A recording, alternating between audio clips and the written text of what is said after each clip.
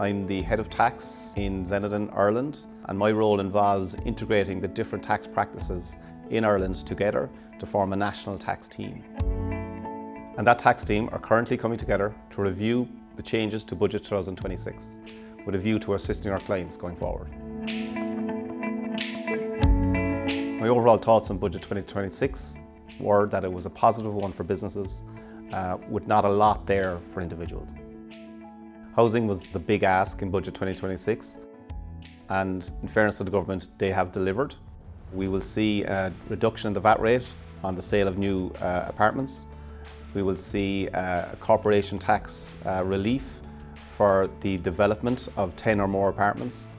We will also see an improved Living City initiative.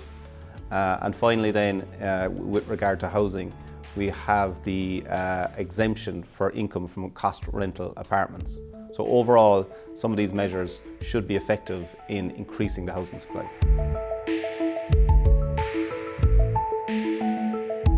Yeah, the most relevant areas for our SME clients would be the hospitality piece, where the VAT rate has reduced from 13.5% to 9%. So that's an important one for them.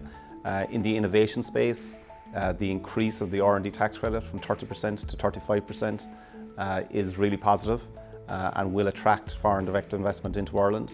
That, along with the extended SARP scheme, is a very positive one for FDI and companies coming into Ireland.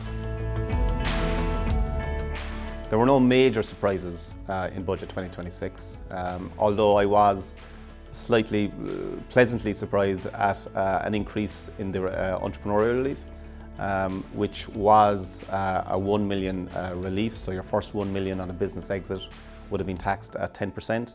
So that has now increased to 1.5 million, which is something that we have been campaigning for years, the increase in that threshold. It just hasn't been delivered. I was surprised to see it delivered in this budget, but it was a welcome addition.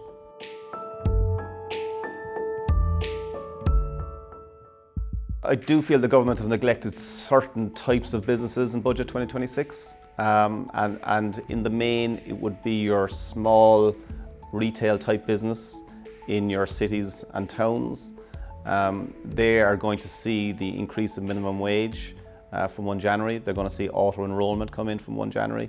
So their costs are increasing substantially with no additional benefit for those businesses. So they're not getting any benefit from this budget, while their costs are going up, which means their profits are being eroded.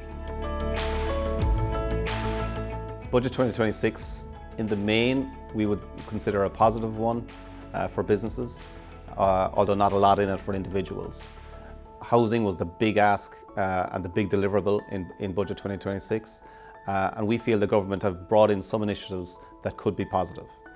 Time will tell if these actually result in an increase in apartment building in Ireland.